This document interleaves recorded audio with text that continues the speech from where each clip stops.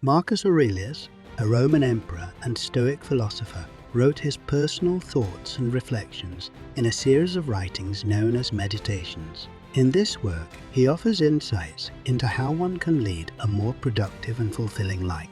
While he doesn't explicitly list ways to be productive, his Stoic philosophy provides guidance on how to live a virtuous and purposeful life which can naturally lead to increased productivity. Here are 7 principles inspired by Marcus Aurelius that can help you be more productive. 1. Control your emotions. Marcus Aurelius says you have power over your mind, not outside events. Realize this and you will find strength. Marcus Aurelius's rule was marked by warfare, revolt, plague, and many other challenges. The last decade of his life was particularly difficult, with the revolt of the general Cassius, the death of his wife, chronic physical pains, and the realization that his son Commodus would not be the man Marcus had hoped for. He emphasized the importance of concentrating your efforts on things you have control over, such as your actions, thoughts, emotions, and reactions. By not dwelling on external factors beyond your control, you can redirect your energy towards productive pursuits. Instead of complaining and letting anything affect his focus and productivity, he chose to see each obstacle as a way to move forward. Through the Stoic routine, he was able to master his emotions and got the work done. Many factors influence our daily productivity, including our diet, weather conditions, the quality of our sleep, the complexity of the tasks we undertake, and more. However, one frequently underestimated and often disregarded element is our mood. Numerous studies now highlight the significant impact of emotions on our performance.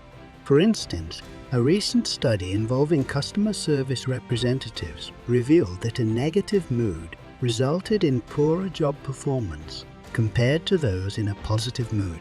Furthermore, individuals in a bad mood were more likely to take additional breaks throughout the day, reducing their overall working time. Conversely, those in a positive mood not only took fewer breaks, but also demonstrated approximately a 10-day increase in productivity, delivering higher quality work. When you're happy, you're in a good mood. Good mood makes you enthusiastic and focused. When you're experiencing negative emotions such as anger, sadness, or anxiety, you're in a bad mood. When you're in a bad mood, you're stressed or even depressed, and to make yourself feel better in the moment, you start looking for distractions like catching up on cat videos or doom, scrolling your Twitter feed, which further leads to procrastination.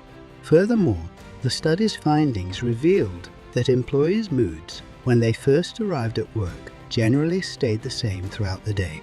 Despite what happened during their workday, morning moods were a very strong indicator of what the representatives' moods would be like by the end of the day, which means that starting the day in a good mood is paramount for doing your best work.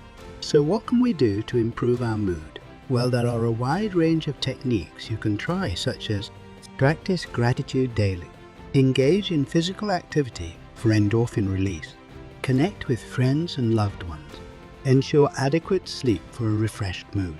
Try mindfulness and meditation for stress management.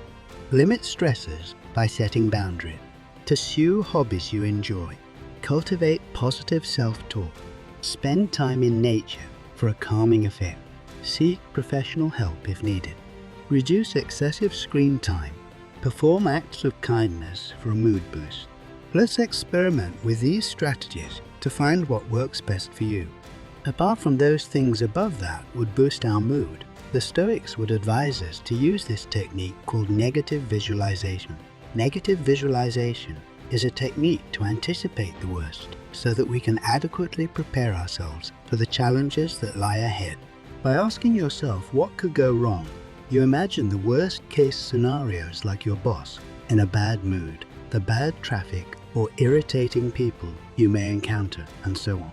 This way, you are not only preparing yourself for these challenges, but you are helping yourself to stay calm if any of these unfortunate events happen to you, since you have already envisioned them happening to you.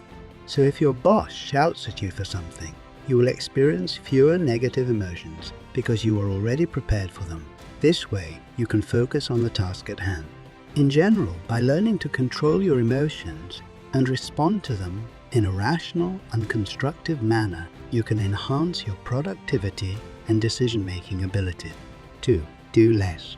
If you seek tranquility, do less. Or, more accurately, do what's essential. Do less better, because most of what we do or say is not essential. If you can eliminate it, you'll have more tranquility. But to eliminate unnecessary actions, we need to eliminate unnecessary assumptions as well. Marcus Aurelius, Book 4, Meditations. Even though he was a very busy man with many obligations and responsibilities, he felt that most of what we say and do is not essential. If you take his advice and ask yourself at every moment, is this necessary? Then you will be able to eliminate the things that are not required, giving you more time and more tranquility. In our modern world, we've been taught that if we want more money, peace of mind or recognition, we need to do more, to add more to our ever-growing to-do list. We're so focused on doing more stuff that we lose sight of what's really important. What's worse, we try to chase everything unrealistic and end up getting nowhere. Our list of budos is so big that we actually get off on striking everything off. But how is that helping us get deeper work done? How is that going to put us in the flow state? And if we're not focused enough, how are we going to deliver quality? According to the evidence, if we truly want to be productive and happy, we should actually be doing less. The author of Your Brain at Work, David Rock, found that we're truly focused on our work a mere 6 hours per week, which starkly in contrast to our collective 40-hour work week. When you stop doing the things that make you feel busy, but aren't getting you results, but are draining you of energy, then you end up with more than enough time for what matters.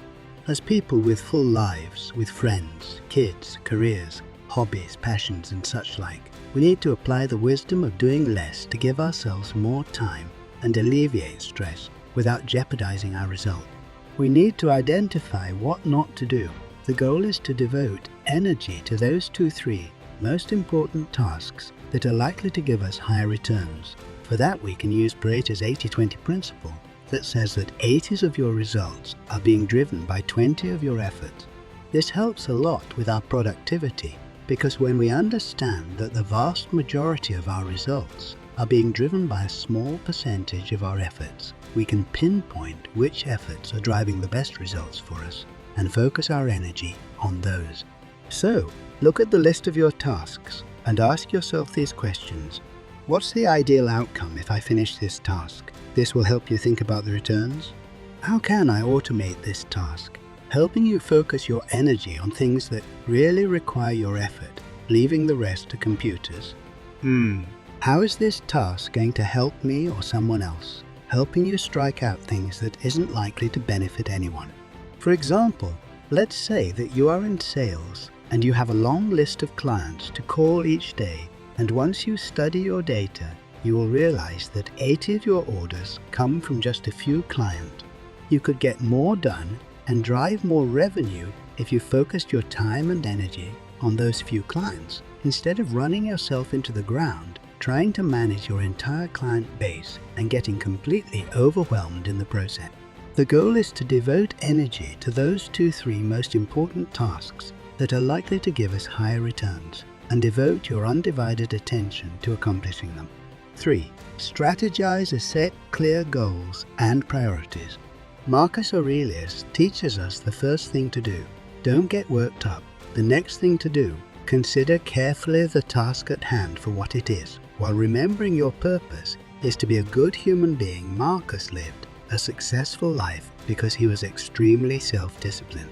Each morning he followed a routine in which he would visualize all the possible outcomes of how he would approach his day, the people he would deal with, and the work he would do. He would then strategize on how he would go about everything in his day. Most of us, when we start working on something, start with unrealistic expectation. We fail to think clearly about the process, and this lack of uncertainty leads to procrastination. Not having a strategy will almost certainly lead to failure. Once you figure out your important tasks, you need to systematically break each and every task down into individual steps from the start till the end. This means forming an effective plan of action that consists of a deadline for accomplishing the tasks, It should be built on the foundation of mini milestones that break your goal down into manageable chunks. Mini milestones will ensure that you're working toward your desired outcome in small pieces and time blocks, giving you a more realistic sense of what you can accomplish. This tactic puts you in the driver's seat, as you will be able to see any potential hurdles and take any required action. It gives you a sense of control over the tasks and projects you're working on, and once you have such clarity, it's that much less likely that you will end up procrastinating. 4. Commence your day with the most challenging task. In accordance with the wisdom of Marcus Aurelius, obstacles in our path become the path itself. It's well known that Marcus tackled his most formidable tasks right from the start. He never succumbed to procrastination when it came to hard work or postponed unpleasant responsibilities. Despite the inherent difficulty, he refrained from complaining to himself or others. Productivity, as we commonly understand it, doesn't entail accomplishing a multitude of tasks each day. Rather, it hinges on consistently completing essential tasks. It's about maintaining a consistent, moderate pace in handling a few priorities, rather than striving for maximum speed in everything. When you have a to-do list, there are invariably items more challenging than the rest. Take, for instance, the role of a salesperson. Making sales calls ranks among the most critical activities for closing deals, yet it's also one of the most arduous tasks because it requires initiating contact and enduring numerous rejections before securing a positive response. Naturally, you might be inclined to procrastinate and put off dealing with sales calls for as long as possible. You may prioritize other tasks and divert your focus away from it. However, this approach poses a problem because, on many occasions, you might postpone it to the extent that you never make those calls at all. It continually lingers at the bottom of your to-do list, perpetually unattended. This is why it is advisable to tackle your most challenging task first thing in the morning. In the early hours of the day, our willpower is typically at its peak, our minds are clear, and the environment is tranquil. Consequently, you can devote your utmost energy and concentration to your most demanding task. This moment presents a unique opportunity to prioritize what matters most to you. As the day progresses, unexpected demands are more likely to arise, making it increasingly improbable that you'll have the time as originally planned. Beginning with your most challenging task helps preempt such disruptions. Once you've conquered the essential task, everything else will appear more manageable in comparison, and you'll feel a heightened sense of empowerment. Suppose you work as a project manager and you have a major project with a tight deadline looming on the horizon. Your most challenging task for the day is to prepare a comprehensive project proposal to present to your client. This proposal requires extensive research, data analysis, and creative problem solving to address the client's unique needs and concerns. Now, let's explore two different approaches to tackling this task. Approach 1. Procrastination. You decide to postpone working on the project proposal. Instead, you begin your day by checking emails, attending team meetings, and addressing smaller, less demanding tasks on your to-do list. As the day progresses, various unexpected issues crop up, such as urgent requests from colleagues and unforeseen technical glitches in other projects. By the time you finally turn your attention to the project proposal, it's late in the afternoon. You're tired, mentally drained, and your willpower has waned. The pressure of the impending deadline adds to your stress. You struggle to concentrate and make progress on the complex proposal. As a result, you end the day without completing it, feeling frustrated and anxious. Approach 2. Tackling the most challenging task first. You understand the importance of prioritizing your most challenging task, the project proposal. Early in the morning, you set aside dedicated time to work on it. Your mind is fresh and distractions are minimal at this hour.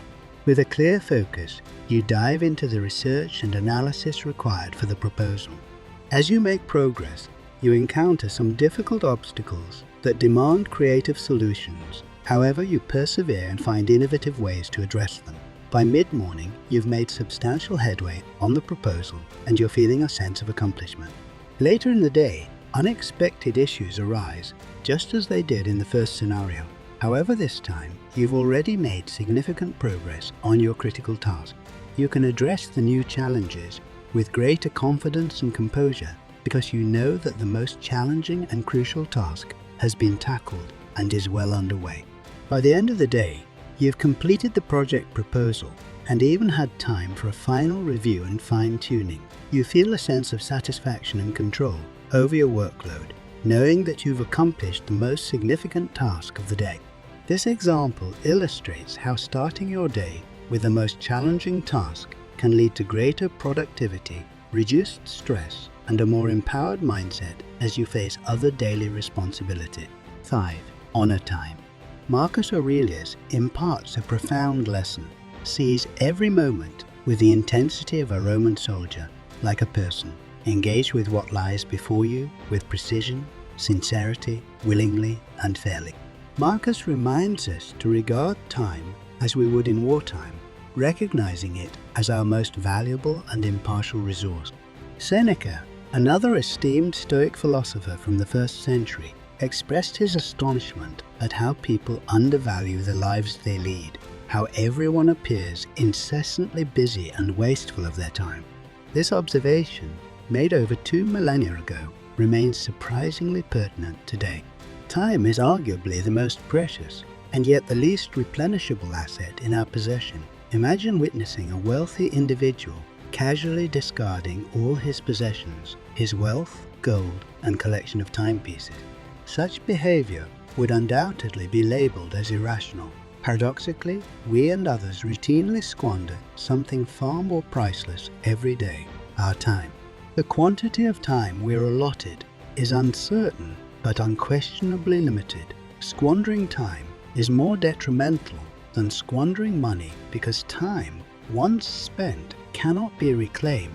To foster productivity, we must assert control over our time and allocate it judiciously. Once you've determined your task and devised a clear strategy, it's essential to resist the pull of distraction. Even when you've attempted to eliminate all distractions and are prepared to commence your day as planned, your brain often craves the path of least resistance. The most daunting aspect is finding a way to make that initial effort enjoyable. The challenge often lies in the absence of immediate gratification. Sometimes, the reward for your efforts may be years away. However, you can make the initiation of work more appealing by associating it with the prospect of immediate rewards. For instance, if the temptation to check your Instagram feed is what hinders you from starting work, you could establish a pact that bars you from logging into your Instagram account until a specific amount of work is completed. This approach ensures that you receive an instant reward for completing the arduous task. Remember, you always have the power to decide how you allocate your time. You can choose to refrain from feeding distractions and concentrate on the task at hand. 6. Enjoy your progress. In the words of Marcus Aurelius, true enjoyment lies in fulfilling as much of your inherent nature as possible, a feat achievable anywhere.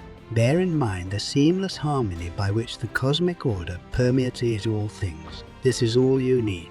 For Marcus Aurelius, true enjoyment resided in the diligent execution of his duties. Success hinges on various factors, some within our sphere of influence and others beyond it. Within our control lies our effort, while external variables include elements like luck and the actions of others. Success should not be measured in terms of what we achieve or don't achieve, but should be measured by the amount of effort we put behind our work. Many of us do not follow through on the things we really want because we are obsessed with the big picture instead of keeping an eye on the crucial small daily action.